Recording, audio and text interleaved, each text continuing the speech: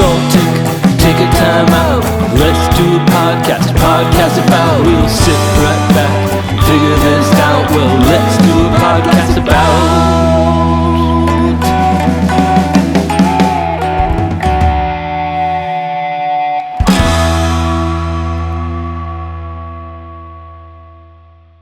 Welcome to Let's Do a Podcast About. I'm Winchester, and today we're going to talk about cybersecurity, but I'm here with Laureen and JB, and we're not just talking about cybersecurity because that sounds like some boring stuff. Let's talk about Cybersecurity. And Laureen and JB are the founders of the Cybersecurity newsletter, and this is a really welcome approach, I think. Now, I know a bit about cybersecurity, and most of it is just enough to scare you. But that's why I like your newsletter, because you kind of talk a little bit in a way that everybody can understand. Tell me, what was it that made you want to make the newsletter? So we started, we'd been talking about this, for ages. JB and I both have children who, have sailed into the internet in a way that, people of our generation kind of didn't. So they're fearless about it when maybe they should be slightly more fearful. But we also have elderly parents. My mom is in her 80s, and, she has all of her friends who are her peer group. And a long time ago, I helped my mom get on the internet for the first time, and I sort of feel responsible for her experience there. But, I've been teaching her about scams. One of the newsletters we did was about screen cap and share, because I trained my mom, if you get an email that says, someone's been kidnapped, or you get a text that says your checking account is overdrawn or whatever, those are scams. Screen cap them and send them to me. And that slowed her down enough that she has not been victim to any of the scams that are out there targeting, older people. And one by one, her friends were succumbing to those scams. One of her friends got taken for $750. And my mom was like, I feel so bad for my friends because my friends don't have you. And I was like, well, I can fix that. So I brought it to JB and I was like, what do you think we take this, professional, we take this formal? And she was like, let's do the thing. So we launched the thing. And the whole point is that there is so much, the field evolves so fast. And it's so, like you said, fear-based. And we can do better. So we are doing better. Wow, that's something. Just give me a moment. I gotta cancel some toner cartridges I'm sending to a prince in Nigeria. Fabulous. Back to you. So that's really interesting. What's been the response to this thing? It's funny. I was a little nervous launching it. I fully expected that I was going to get some pushback because Cybersecurity's approach is very simple, very straightforward, very, you can fix this thing. Here's 5 steps to get there. And I thought I was going to get pushback from industry. And so far, 100% of the response I've gotten from industry practitioners is, oh my gosh, this is exactly what I need to send my mom. Thank you so much for doing this. And it all relates basically to levels of communication and ways of communication. I have had my entire career as a technical communicator. And so I'm very used to taking very, very technical things and making them really, really simple for ease of consumption. And a lot of practitioners, especially researchers and the people who were really, down in the trenches, have a lot of trouble breaking these concepts down into something simple. And that's the sweet spot with Cybersecurity, is that it's really simple. Anybody can follow it. Your kid can follow it. Your elderly parents can follow it. Your neighbors can follow it. So the whole point is just communicating really, really simply. But all of my industry friends are like, let me send this issue to my mom. So I'm super happy about that. That's great. You mentioned that you started your career as a technical writer. How in the world did you end up in cybersecurity? I had the extreme fortune of landing in an editorial role at a company that produced a SIEM product the late great Alien Vault, which got bought out by AT&T and is now part of their overarching SIEM product. Okay, wait, you got to define acronyms here. What the hell is a SIEM? Sorry, it's a monitoring software that allows you to keep track of, what bad guys are trying to crash the perimeter. I need that. Anyway, so there's that. And there was a particularly brilliant researcher who worked there who created a product called OTX, the Open Threat Exchange, which is still a thriving interest on the internet. You can look it up. And basically, it's a place where researchers can come together, like social media for cybersecurity researchers, and they can come together and they say, "Hey, we're getting attacks from this IP address. We're getting attacks from, this nationality, whatever." And as a cybersecurity technician, you can proactively alter your entire domain to block attacks from that known attack place. Fancy. And so basically for about 3 years, I did nothing but read and edit attack reports. And it was definitely an education. Wow. How these things change, how they go in waves, like ransomware. Mm-hmm. Ransomware is such a nightmare, right? But it's actually really fun for some value of. Because... Is it? No, it totally is, I swear. By watching the attack logs come in, you can see that ransomware basically it finds a piece of software that is ubiquitous within a certain industry. And then it finds a vulnerability in that piece of software. And then it exploits that vulnerability in that piece of software across an entire type of company. So like 8 or 9 years ago, they were going after paper cardboard manufacturers because there was a flaw in a piece of software that every single paper manufacturer used. So the media didn't really pay attention because, like, who cares? Yeah. Until they figured out that included pizza box manufacturers. And then that was a nightmare. And then everybody's aware, of course, of healthcare companies going down. The United Healthcare hack, for example, which exposed like an insane amount of people's personal data, whatever. Ransomware goes in packs. So as a member of a corporation, you can proactively say like, oh, they're coming for us. Okay, let's make sure everything's patched. Let's make sure everything's secure. You can effectively raise your defenses in advance of attack and make the world a better place. So I was steeped in that stuff for years. And then from there, I got a contract working for a red teaming company, which is where a company will pay a cybersecurity firm to attack them, to show them where their vulnerabilities are. That's a term taken from the military. And then from there, I worked for a company that did nation-state level hacking, which was super fascinating.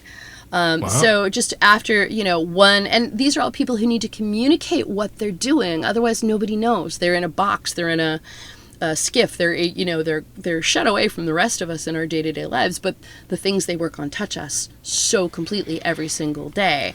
The thing is that our readers don't need to know that. They don't need to know that, this is the way that ransomware works. What they need to know is, oh goodness, like my stuff has been exposed. How do I protect myself? And that is really straightforward.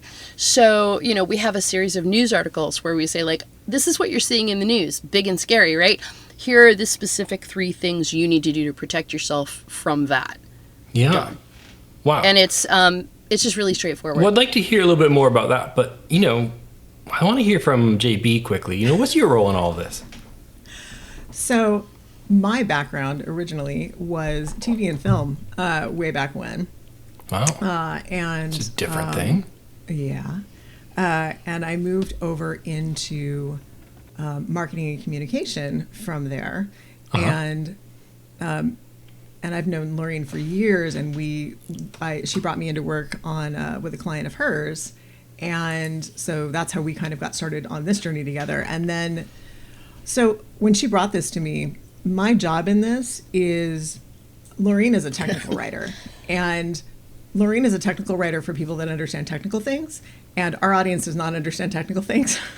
So Laureen takes the stuff that I don't understand and can't quite grasp without a lot of effort, and brings it down to something that I can understand. And then I take it and I translate it down so that everybody else can understand it. That sounds very important. She keeps me honest. She keeps me honest. It's fabulous. Well, we need that. I also bring the memes and the jokes and the, I'm the one that cybersecurity can, once you start really looking into it, can take you down some really dark and scary hallways. And it is very, very hard to start getting into cybersecurity and trying to protect yourself and learning about it without looking at the entire universe and going, oh gosh, everybody's out to get me. I might as well just turn off all my electronics and go live in a cave. It's a really slippery slope. So my job in all of this, my purpose in all of this, is to say, look, it's really not that scary. You can totally do this. It's not going to eat you alive. It's simple. Here's your step-by-step of how to do it. Don't freak out. I will hold your hand. We can get this done. Because it's important. I mean, it's part of the reason, like, our newsletter's free. Our newsletter will always be free. Like that? Because it's important that people can learn this stuff. It shouldn't be gatekept. And so we're trying to bring it to people like Laureen's mom, like, people that don't, Gen Xers that are not completely computer savvy, so that they can understand how to protect themselves in a world that is changing so fast right now that, we have a hard time keeping up with the news. We're trying to filter that down so that people can get the most important stuff and protect themselves. Well, I was sort of tracking on Laureen's ransomware explanation, and I think for a moment I kind of understood that cybersecurity feels a little overwhelming. Yeah. Right? You're talking about scams. We're talking about needing to patch. There's lots of technical stuff. And, I know, like, when I talk to my wife, she'd like it just to work. And it never does. It's always broken. And when I talk to my daughter, she assures me she's got it wired. And she's got a whole lingo that I don't understand half the time. So how do you help? And why do I have to care about the cybersecurity thing? So on the child side of this thing, we published an article recently on how to remove all of your YouTube comments. And for people, of like the sandwich generation, like Gen X, like, that's no big deal because we're not in the habit of leaving comments on YouTube videos. But our kids, when they first encountered YouTube, were not thinking of the future. And their colleges are now in the habit of scanning children's social media as part of college applications. And I have a friend whose child was getting ready to apply for colleges. She went ahead, she grabbed the YouTube comment cleanup and was horrified to discover the stuff that her kid had been saying online that would have negatively impacted that application. So they were able to go in, clean up that data footprint, and protect the kid from the youthful stupidity that everybody has gone through, but the internet records. Right? So that's my story on the kids' side. Yeah. With older folks, again, the scams they're brutal, they're vicious, they're heartrending for some of these people. Like I said, one of my mom's friends got hit by a $750 grandchild scheme. Wow. And what is a grandchild scheme? So basically the scammers find some way, either through AI or through voice patterning. They pretend like the grandchild is in danger, has been kidnapped, is stranded, is under some sort of threat, designed to make the grandparent panic, respond emotionally, and hand over the cash, which is exactly what happened. I think I read about something like this where they're able to take your TikTok video and grab your audio and form a whole new dictionary so they can get you to say things you didn't say. Is that right? 100%. And that is and they're using that? thing. Yep. Oh, yeah. And Oh, I'm that's going to bring terrifying. up one that hits right at you know, I was going to say our audience, the people that are actually reading the newsletter. For example, you can get a phone call from your bank saying, "Hey, you've got, you've been hacked. There's someone's draining your account." And our first advice for everybody, if that ever happens, is like, "Great, I'll call you back from. I'll go online. I'll get the phone number, and I will call you back, and we'll deal with it." What the scammers are doing now, thanks to AI and AI slop, is they're saying, no, just go ahead and Google our phone number. You'll see it pops right up, and you'll see that I'm calling from the right phone number. Because what has happened now is they've put out so many AI articles and so much AI out there on the internet that when the AI, in the summary, when it comes up, you will see the wrong phone number, the scammer's phone number, showing up. Yes. So that's why this is important for everybody. And what's AI slop? Yeah. AI slop. AI I'm just trying to keep up. That's all right. It's a relatively new term. AI slop is all the stuff that gets generated by AI and thrown out onto the internet. It's bad articles. It's bad images. It's stuff that's generated by AI for clicks for disinformation. Wow. So it's being used for not good too. It absolutely is one of the things that, we've been discussing exactly how to explain this, because this has gotten to a point where it's really hard to explain simply, but the world as a whole is moving away from things like Google search and into things like doing their searches on ChatGPT. Well, obviously ChatGPT is AI, and AI is uncritical of itself. So AI cannot differentiate between publishing things that are true and publishing things that are slop. It has absolutely no manner of discernment. What made Google search so lovely was that the supposition that accurate resources would rise to the top and inaccurate resources would sink to the bottom. There is no such mechanism for that within AI. Wow. So there's no way for people to say, no, this is the scam email, don't use it. And then a bunch of people hit that and, this is a scam, rises to the top. The problem is that the Google AI summary that now rises to the top of a Google search results page is also poisoned in the same way.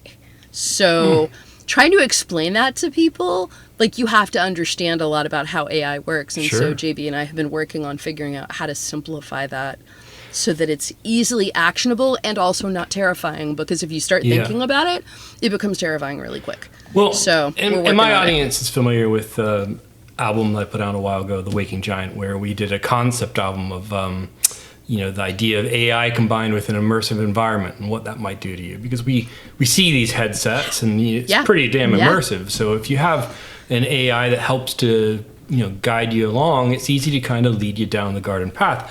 But you mentioned, and by the way, some of the music videos I've done recently with AI animation, 3 windshield wipers, pretty funny. But you mentioned how this has changed, and some of it sounds like started with simple search. So I brought along a show and tell item for you. Oh, good. I love this. Back when the internet first came out, this is how we thought we'd find stuff. Yep. Right, we got the yellow pages. And that is so OG. That made so sense, OG. right? Because those people had yellow pages, and you would say, I want a plumber. You'd look it up, and you find A1 plumbing, and you go, well, good enough. I don't need to keep going down the list. And you get your plumber. Now, there was no real quality control around that. There was just maybe whether the ad looked good and maybe a little bit of word of mouth. And then at a certain point, we got, search engines where we started to have what you were saying, weighting and a little bit of ability to do some critical thinking. But people aren't very good at critical thinking. So now that we have AI, and it makes it so easy to be able to get an answer, and it blows a hell of a lot of smoke up your ass. So it feels good when it's giving you that answer, right? Yeah. Oh, totally. How do we do critical reasoning now? And is it really just about us against scammers? What do you mean? So I'm thinking, like, us if we're just scammers. accepting whatever AI is telling us, that is a little bit of a dumbing down. So critical thinking becomes really important, but it also is deprioritized by the tool. Oh. I have a whole All right. soapbox about Well, this. let's open that All up right. for a second. Follow me back to when the normal population was first allowed onto the internet. Okay. The very first thing that a non-DARPA personnel posted on the internet was a freaking chain letter. Really? Like, that was the entry of the general public onto the internet. It was not a picture of a dog. It was also not a picture of another thing that starts with D. It was a chain letter. All right? So scams, not cat videos, not dog videos, not anything else. No. The first thing that hit the internet was a scam. So, this is a problem we've been dealing with, like, for the entire history of the public use of the let me interrupt internet. you a second, because, that's an interesting point, that chain letter. Go ahead. Right, that's the term we give it. But before the internet, people were sending chain letters. Is it different? Sure. It is they were trying not to sell different. The Brooklyn Bridge when, there you go. scams have existed Right. since the dawn of time. It's not different. It's just gotten more efficient. It's more efficient. Here's where it broke, in my opinion. Here's where it broke. Because you're right. Like, chain letters and, low-level scams like that have been in existence literally forever. I think, and this is just my opinion, there's no, like, study, research on this. I'm sure there is somewhere, but I'm not aware of it. When the world shifted from self-generated, self-promoted content like blogs, and it moved over into platforms where you gave away your discernment to the algorithm.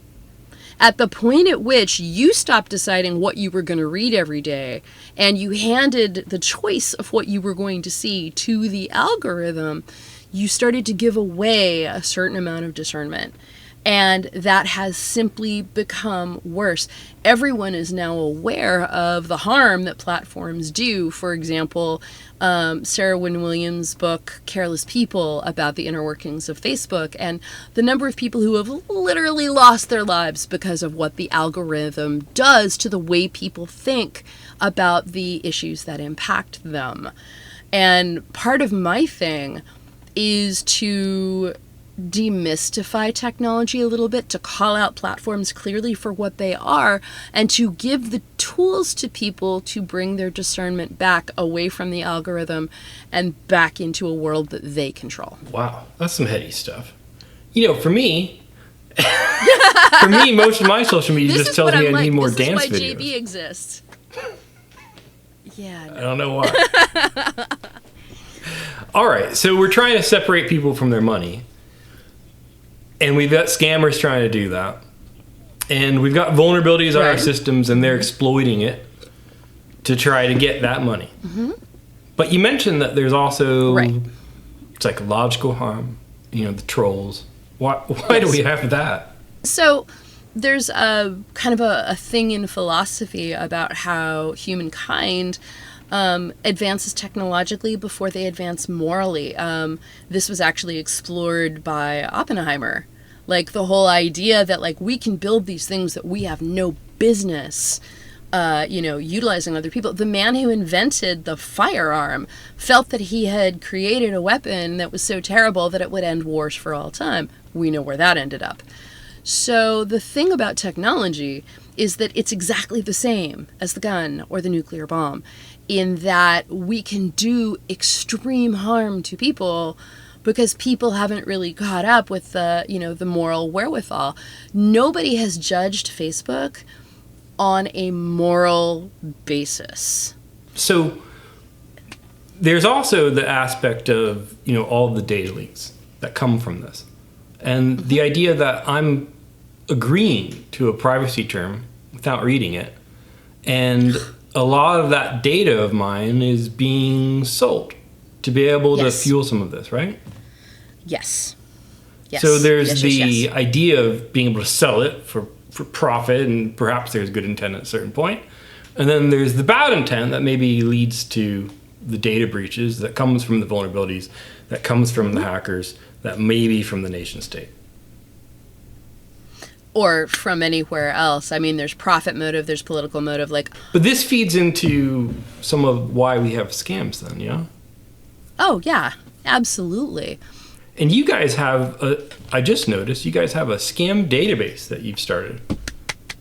Yeah. We just, GB, we just launched talk that about this, it. this week. Yep. Yeah, so lots of this interesting stuff, I guess, I'm going to be able to find in the newsletter and in the scam database a little bit. Tell me how I might use the scam database. We built the scam database, like I was talking about earlier. I was saying that so much is changing so quickly. I was telling you about how you can now Google a phone number and the wrong phone number shows up. So what we wanted to do was create something where if you are unsure about the Nigerian prince that is emailing you, that you could go look this up in the scam database. It's growing, and see, hey, has this anything like this happened before? Does this look real? Even if it doesn't, you might see something similar, and it will explain the tactic of what this is and how a scammer would use this and what you should do if you're getting something like this. And we're community sourcing, so we're starting with the scams that we've gotten, and we're putting them in there. And I'm describing things that I've seen online and putting that in there. And then we're asking people, hey, have you seen anything in the wild? Send us a screenshot. Oh, that's wonderful. Send us a description of it, and if we have your permission, we will add it to the database. So it will be a growing list of things. I know, sometimes there are parents or people that do not necessarily believe you and want to see a secondary source. So it is also someplace where you can send someone and say, hey, look, I'm not the only one telling you that this is a scam. Look here, this has been reported before. This is something other people have seen. This is how this works. So it's something that you can use personally to check and see if you're not sure about something and how that might actually be a scam.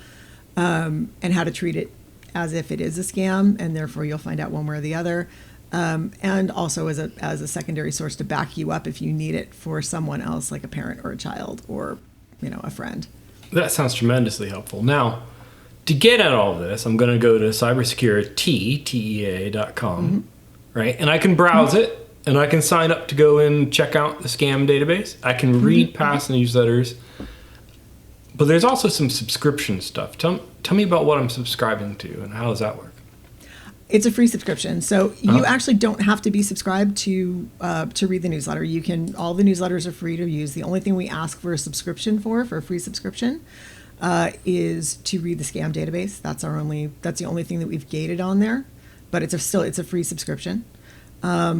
We have one quote unquote paid option, but really what that is a if you value what we're doing and want to support our work, we have basically a $5 a month, buy us a cup of tea kind of thing, and support what we're doing because we are doing this for free. Yes, we have some affiliate links in there, and yes, there's some advertisers, but right now this is free, and we will always keep it free to read because that sounds wonderful. Important.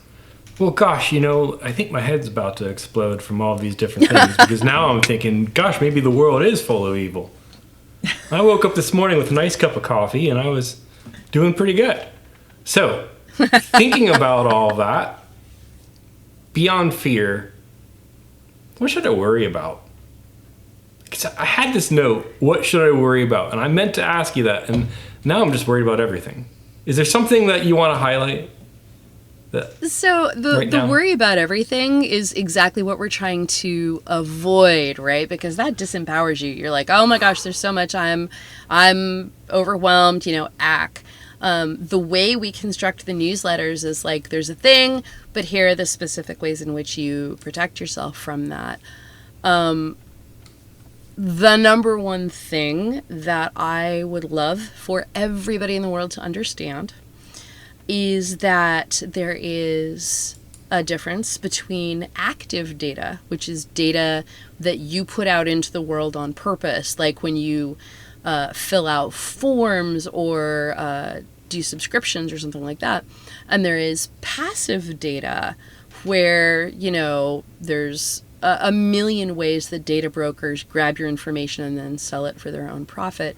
And I think the number one thing I would recommend is for people to become aware of when they are giving away information and then take concrete steps to not do that. And again, we have a bunch of newsletters about a bunch of different ways to do this, but that is the number one thing, is understand when you are giving information about yourself away for free and stop doing that. And when you subscribe, we have we will send you our cyber safety essentials guide. And so that gives you some. I want that. Yeah. So we've got that you'll get when you subscribe.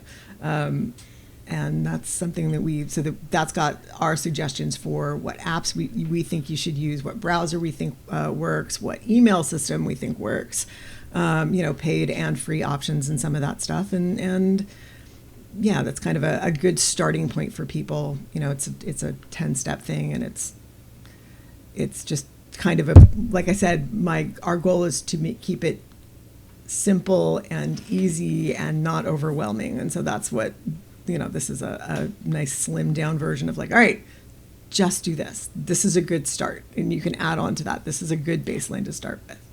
Wow, that's really helpful. So we're saying cybersecurity by obscurity, the idea that I'm not interesting, isn't a thing anymore. And my automatic patching doesn't cut it? Nope. Oh. Sorry, no. Things have gotten... I don't... See, this is the thing, is right. This is why JB is around to keep me honest. It's because I don't want to go crazy. I don't want to terrify people. But you're good at it. With the rise of AI, for example, and this is just one example. I'm not hating on AI specifically, sure, although personally I do hate on AI specifically. But bad actors are coming up with new ways to exploit AI to take your data from you. Every single day there's a new, I didn't know they could do that. And it's simply a matter of being aware, mind the gap. It's our newsletter is the daily mind the gap. There's a new threat over here, there's a new threat over there. But I think the other major takeaway is that knowledge is power, and there is always a way to protect yourself from the thing. And sharing that is our goal. Well, and I think what you're describing is really that you're providing some accessible tools that help me go back to the idea that critical reasoning is going to be important. Oh, yeah. So just trusting it, expecting that it'll work out, and knowing that that random person that's just messaging me about another dance video might want something else. Exactly. Exactly. I think normal people don't understand exactly how profitable their personal data is. For example, one of the tools we recommend is DeleteMe. Because I had gone through DeleteMe. I'm okay, yeah, let's see what my passive data footprint is. What's DeleteMe? DeleteMe is a super spiffy tool. So you can go through and request that your information be removed from data brokers. Uh-huh. It is an incredibly labor-intensive process. And frankly, it's days and days and days of your life spent writing notes, writing emails. In some cases, you have to write a letter on paper and mail it to data brokers to get your data out of their database. And then you have to double check, because occasionally they will just add it back in for fun. So you have to check again and check again. It's incredibly labor intensive.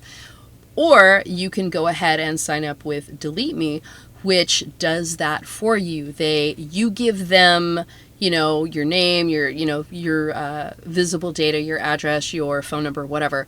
And then they go and they do all the effort of yanking your stuff off of the known data broker sites.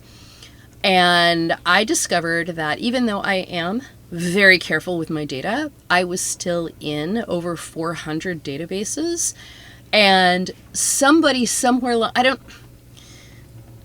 this is kind of an old people joke, but there was a brilliant, in the 80s, a brilliant Terry Gilliam film called Brazil.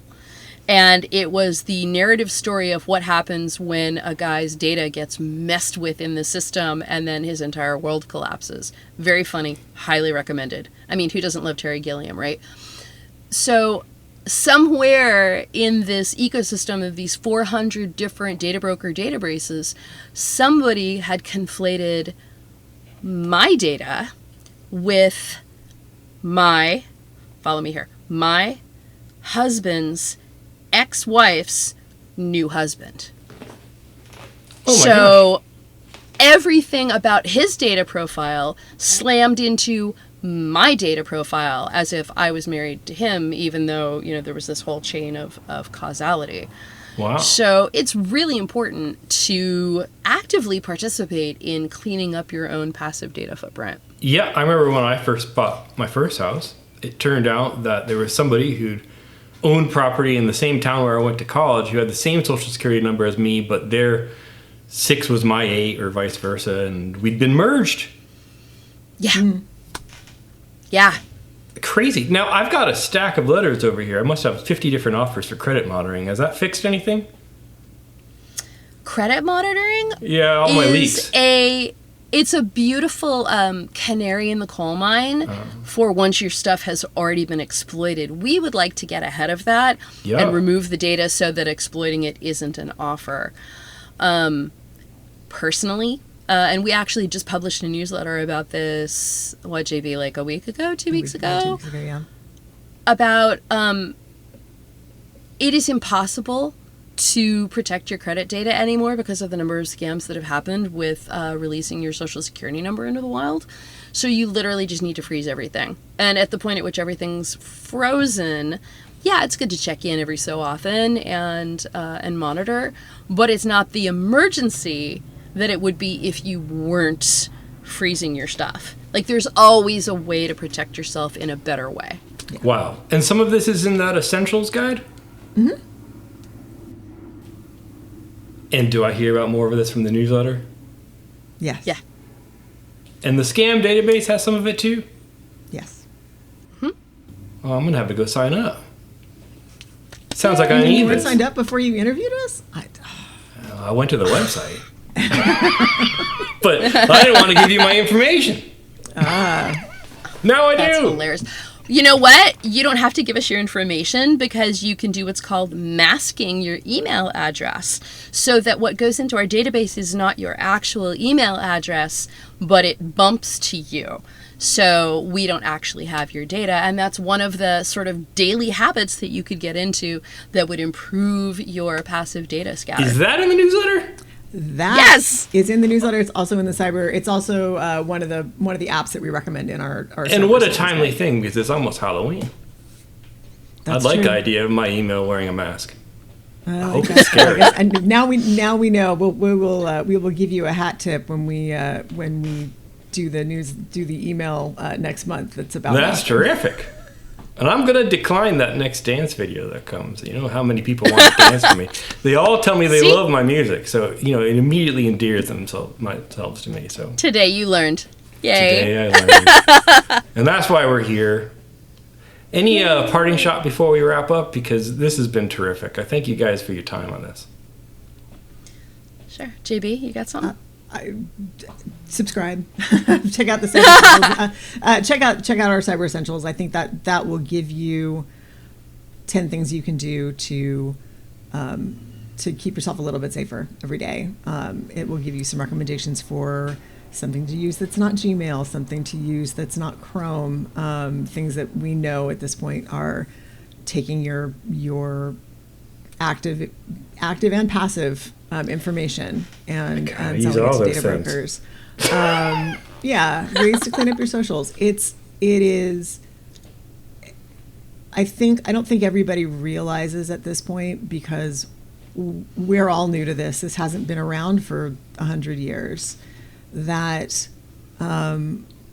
we all kind of just went bounding into this field, not really realizing what tracks we were leaving, because nobody knew. No one had ever been to the field before, and we all have to kind of take a look around and go, oh crap, you can see exactly where I've been, and we have to go clean up those tracks, and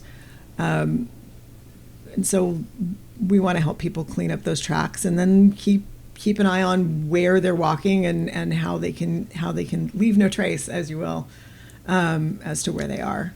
That sounds terrific. Now, I do want to make one suggestion before we go. Yes. Hear me out.